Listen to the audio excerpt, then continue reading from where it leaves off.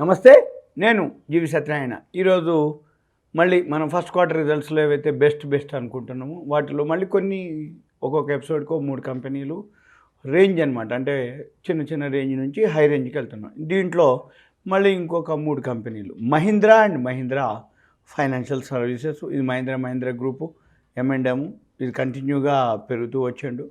ఇది మనం ఇక్కడ ఇట్లా బాగా లో వచ్చినప్పుడే కొనాలి. మంచి కంపెనీలు ఎప్పుడైనా కానీ పెరిగితే కొనకూడదు, పెరిగి తగ్గి మళ్ళీ పెరిగేటప్పుడు కొనుక్కోవాలి.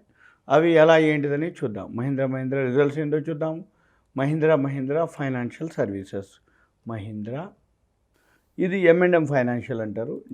క్వార్టర్స్ వచ్చేటప్పటికి పోయిన సంవత్సరం 1573 కోట్లు మైనస్ ఉంది. ఈ సంవత్సరం 240 కోట్లు ప్రాఫిట్లోకి రావడం. అంటే 1573 కోట్లు పోగా, అంటే జనరల్గా మైనస్లో ఉంది అంటే మైనస్లోంచి టర్న్ అరౌండ్ అయినట్టు. జనరల్గా ఎప్పుడు కూడా ఇది నష్టాలు లేదు. ఆ ఒక్క క్వార్టరే, లాస్ట్ ఇయర్ ఫస్ట్ క్వార్టర్ లాస్ట్లో వచ్చింది. తర్వాత ఇప్పుడు 240 crores ప్లస్లోకి రావడం జరిగింది. 240 into 4 వేసుకుంటే ఇక్కడ మళ్ళీ యాన్యువల్ వచ్చేటప్పుడు TTM 3000 కోట్లు చూపిస్తున్నారు. అంటే second quarter, third quarter, fourth quarter ఏవైతే ఉన్నాయో అవి బాగా ఉంటాయని చూపిస్తున్నారు. ఆ లెక్కన మరి చూడాలిగా. ఎందుకంటే యాన్యువల్ వచ్చేటప్పటికి మన ప్రకారం మరి క్వార్టర్స్ వచ్చి 240 వస్తే యాన్యువల్కి వచ్చేటప్పటికి 1000 రావాలి నియర్లీ. కానీ 3000 చూపిస్తున్నారు వాళ్ళు TTM.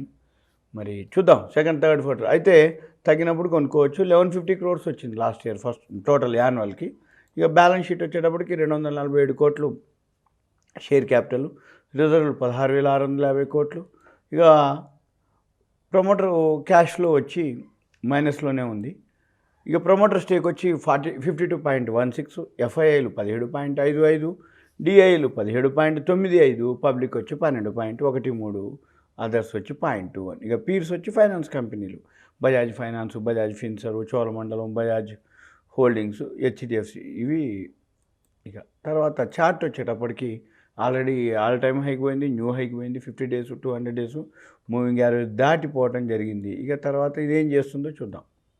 లోన్లు ఇస్తుంది, ఎవరెవరికి ఇస్తారు, ఏమి ఇస్తారు, ఎట్లా ఇస్తారు చూద్దాం. వీళ్ళు లో ఇంట్రెస్ట్ రేట్కి వాళ్ళు చేస్తారు. 7 years ఫండింగ్ చేస్తారు వెహికల్స్కి. 2 wheeler నుంచి 20 wheelers వరకు లోన్లు ఇస్తారు. అది simple one stop solution for all your vehicle loan. 2 wheeler, 3 wheeler, 4 wheeler, new vehicle loans, pre owned vehicle loans, loan against vehicles, ఇవన్నీ కూడా ఇస్తారు. ఇది సింపుల్గా కంపెనీ యొక్క మహీంద్రా ఫైనాన్స్. ఇక ఇంకో కంపెనీకి వెళ్దాం. ఇంకో కంపెనీ ఏంటిదో చూద్దాం. NLC NALCO India limited, NALCO chemicals, NLC India, NLC NALCO. ఇది 220కి వచ్చింది. ఇదంతా ఉంటే అప్పర్ సర్క్యూట్, లేకపోతే లోయర్ సర్క్యూట్ మాదిరి ఉంది. చూద్దాం. NALCO chemicals,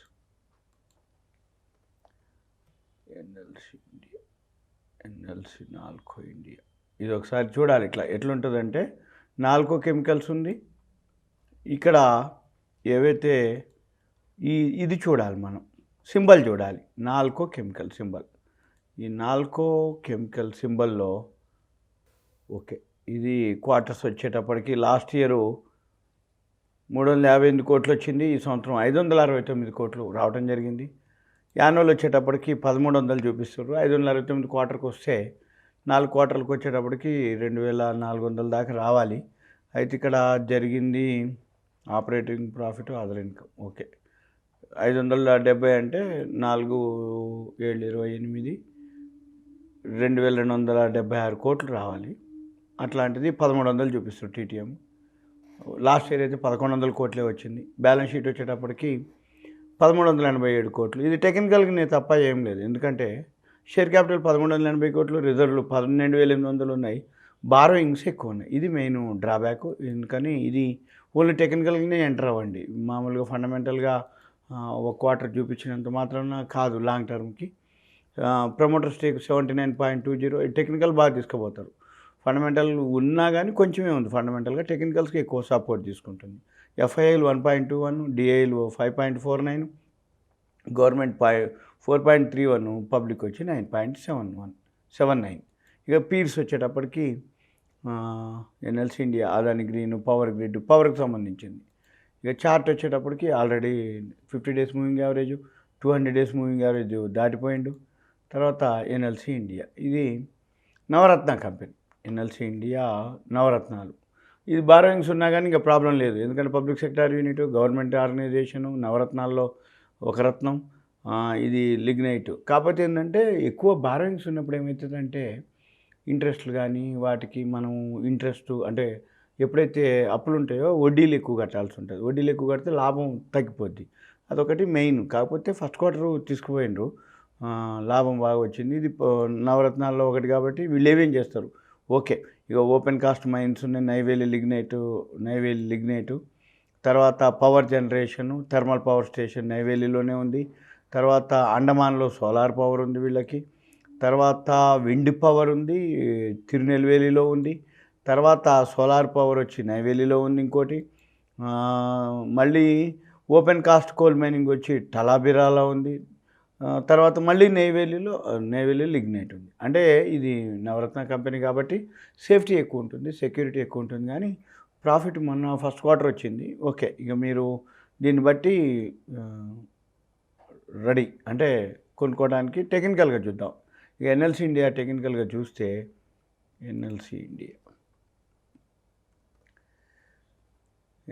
India limited, okay already 5% upper సర్క్యూట్కి వెళ్ళిపోతుండు. బై వచ్చినప్పుడు మీరు సింపుల్గా టెక్నికల్గా వెళ్ళొచ్చు, ఫండమెంటల్ కూడా ఇది ఓకే, ఎందుకంటే బారోయింగ్స్ ఒకటి ఎక్కువ ఉన్నాయి అనేదే, కానీ public sector unit government organisation కాబట్టి బారోయింగ్స్ ఉన్నా ప్రాబ్లం ఉండదు. కానీ ఎక్కువ శాతం బారోయింగ్స్ ఏమంటే అప్పులు కింద మనం వడ్డీలు ఎక్కువ పే చేయాల్సి ఉంటుంది, అది మెయిన్ డ్రాబ్యాక్. కంపెనీ ఎంత సంపాదించినా వడ్డీలకు ఎక్కువ పోయే అవకాశాలు ఉన్నాయి, అదొకటి. ఎన్ఎల్సి ఇండియా గురించి మనం ఒకసారి చూసుకోవాలి. NLC India okay. తర్వాత కోల్ ఇండియా, ఈ కోల్ ఇండియా ఏందో చూద్దాం. కోల్ ఇండియా ఆల్రెడీ పైకి వెళ్ళిపోవటం ఇక్కడ తీసుకొని సపోర్ట్ వెళ్తూ ఉంది, అది చూద్దాం. ఇంకా కోల్ ఇండియా యొక్క ఫండమెంటల్ చూద్దాం. ఈ కోల్ ఇండియా క్వార్టర్స్ వచ్చి లాస్ట్ ఇయర్ 3,174 కోట్లు వస్తే ఈసారి 8,834 కోట్ల ప్రాఫిట్ రావడం జరిగింది. అంటే 3,000కి 8,000 అంటే సుమారు 9,000 వేసుకోవాలి, 8,800 29,000 మూడు రెట్లు పెరిగింది.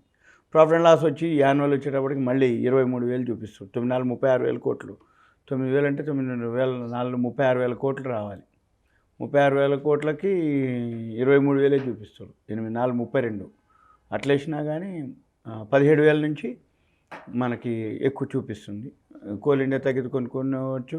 బ్యాలెన్స్ షీట్ వచ్చేటప్పటికి 6,163 కోట్లు, షేర్ క్యాపిటల్ రిజర్వ్లు వచ్చి 36,980 కోట్లు, క్యాష్ ఫ్లో వచ్చి ప్లస్ 1,165, రేషియోలు ఓకే. ఇన్వెస్టర్స్ వచ్చి ప్రమోటర్ స్టేక్ వచ్చి 66.13, ఎఫ్ఐఎల్ వచ్చి 6.54, డిఐఎల్ వచ్చి 22.49, గవర్నమెంట్ 0.09, పబ్లిక్ వచ్చి 4.75. కోల్ ఇండియా ఇది public sector unit, government organisation స్ట్రైట్గా కోల్ ఇండియా. దానికి పీర్స్ ఎవరయ్యా, వేదాంత, ఎన్ఎండిసి, కోల్ ఇండియా. వెబ్సైట్కి వెళ్తున్నా, ఇది government of India undertaking company. దీన్ని మనము ఎప్పుడైనా కానీ ఇట్లా మీకు వచ్చినప్పుడు చేంజ్ చేసుకోవచ్చు, ఇట్లా లాంగ్వేజ్. హోమ్ ఇది ఏం చేస్తుంది, కోల్ ఇది heated in the absence of air from form coherent beads free from volatiles with strong endospores called coke. These have coking properties mainly used in steel making. ఇది ఎక్కువ steel కోసం వాడతారు. Semi coking coal, non coking coal, washed and beneficiated coal, middlings, rejects. ఇవి సింపుల్గా coal India is limited 1975లో incorporate అయింది. 79 million tons సంవత్సరానికి produce చేస్తుంది ప్రొడక్షన్. ఇది మ్యాన్ పవరు 318 మైన్స్ ఏప్రిల్ 2022కి. ఇవన్నీ అనమాట దాని యొక్క కంపెనీ యొక్క ఇన్ఫర్మేషన్. మనం ఇవన్నీ చూస్తే మనకు ఒక ఐడియా వస్తుంది. ఇక తర్వాత కోల్ ఇండియా ఓకే. ఇవి ఈ ఎపిసోడ్లోకి. ఇవన్నీ మీకు information, education, knowledge purpose, awareness purpose. మరలా నేను ఇంకొక వీడియోలో ఇంకొక 3 కంపెనీలు మీకు నేను ఎక్స్ప్లెయిన్ చేస్తాను. సుమన్ టీవీ ప్రేక్షకులు ధన్యవాదాలు. Thank you. సెలవు.